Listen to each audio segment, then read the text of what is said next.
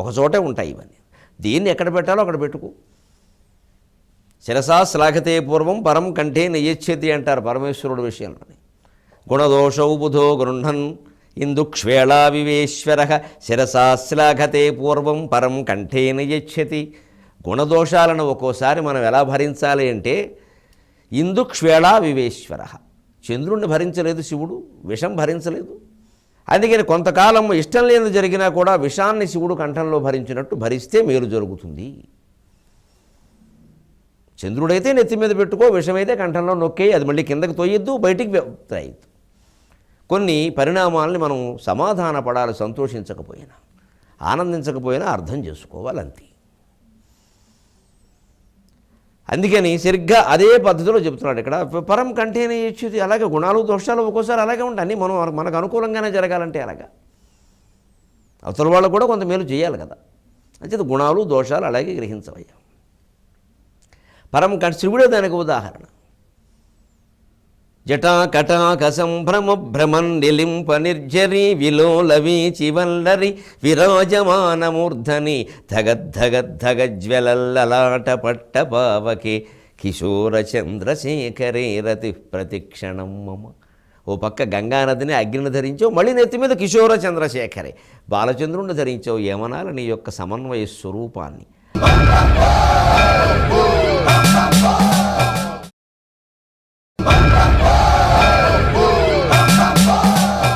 ధరాధరేంద్రనందిని విలాసబంధబంధురస్ఫురద్దిగంత సంతతి ప్రమోదమాన మానసే కృపాకటాక్షధోరణి నిరుద్ధ దుర్ధరాపదిక్వచిద్దిగంబరే మనో వినోదమేతు వస్తుని. ధరాధరేంద్ర నందిని. ధరాధరము పర్వతం, ధరాధరేంద్రము హిమాలయ పర్వతం, ధరాధరేంద్ర నందిని హిమాలయ పర్వత కుమార్తె హైమవతి పార్వతీదేవి. విలాసబంధబంధుర పార్వతీదేవి యొక్క విలాసమైన బంధంలో ఒదిగిపోయేటువంటి స్వామి. పెళ్ళి అయ్యే వరకు ఆవిడ ఎన్నేళ్ళు తపస్సు చేసినా నాకొద్దు నాకొద్దు అని ఓహో బెట్టు చేసేసాడు.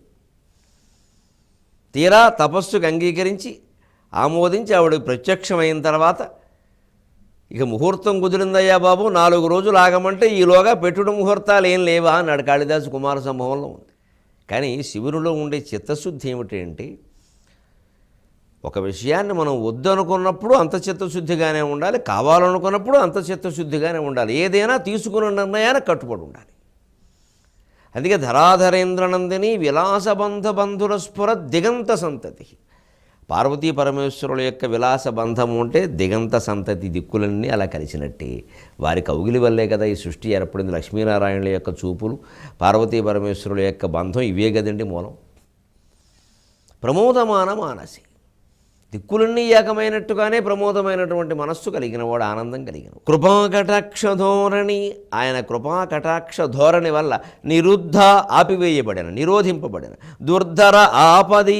ఆయన దయ ఉంటే ఎన్ని రకాల భయంకరమైన ఆపదలైనా పోతాయి. అలాగా పవి పుష్పంబగు అగ్ని మంచగు అకముపారంబు భూమిస్థలంబవు శత్రుండతి మిత్రుడవు విషము దివ్యాకారమౌను ఎన్నగా అవనీ మండలి లోపలన్ శివ శివేత్యభాషణోల్లాసికిన్ శివ నీనామము సర్వవశ్యకరమౌ శ్రీకాళహస్తీశ్వర.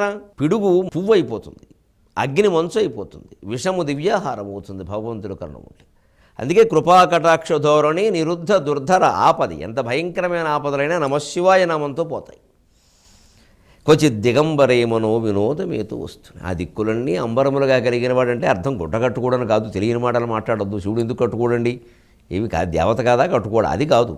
దిక్కులు ఆయనకి వస్త్రాలు ఉంటే విశ్వం ఆయన రూపం. సూర్యచంద్రుడు ఆయనకి నేత్రాలు. వందే సూర్య చేసే శంఖవన్హి నయనం. ఇంకా అగ్ని కూడా నేత్రం, ఎందుకంటే ఇతర దేవతల కంటే ప్రత్యేకత ఈయనకి 3 కళ్ళు. లోకంలో తేజస్వంతమైన పదార్థములన్నీ ఆయన నేత్రములు. ఈ 3 ఆయన కళ్ళని చెప్పకూడదు. లోకంలో తేజస్వంతమైన పదార్థం శివనేత్రం. ఇప్పుడు ఎవరిని అవమానిస్తావు నువ్వు? ఎక్కడ తేజస్సు కనపడితే అది భగవంతుని యొక్క తేజస్సుగా గమనించు. సరిగ్గా భగవద్గీతలో చెప్పింది అదే. యద్యద్ విభూతిమత్సత్వం శ్రీమదూర్జితమేవా తత్తదేవావగచ్చత్వం మమ తేజోంశ సంభవం. ఎవరిలో ఏ రకమైన ప్రతిభ తేజో రూపంలో వెలుగొందుతున్నా అది నేనే. అది భగవంతుని యొక్క నేత్రం.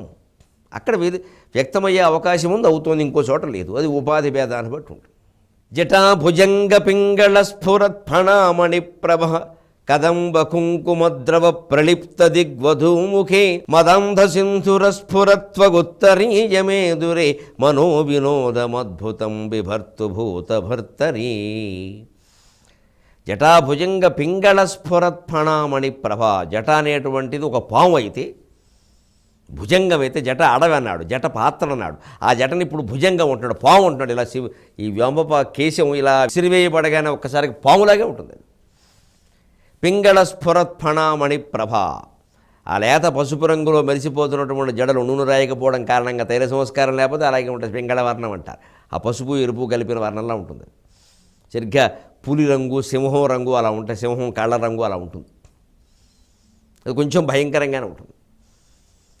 జటలన్నీ ఒక భుజంగం అయితే ఆ పింగళ స్ఫురత్ ఫణామణి ప్రభ కదంబ కుంకుమద్రవ ప్రళిప్త దిగ్వధూముఖి. ఆ జటలనేటువంటి భుజంగం యొక్క పైభాగంలో వెలువడే మణిలాగా వచ్చేటువంటి ఆ పింగళ వర్ణం ఉందే, అది కదంబ కుంకుమద్రవ ప్రళిప్త దిగ్వధూముఖి.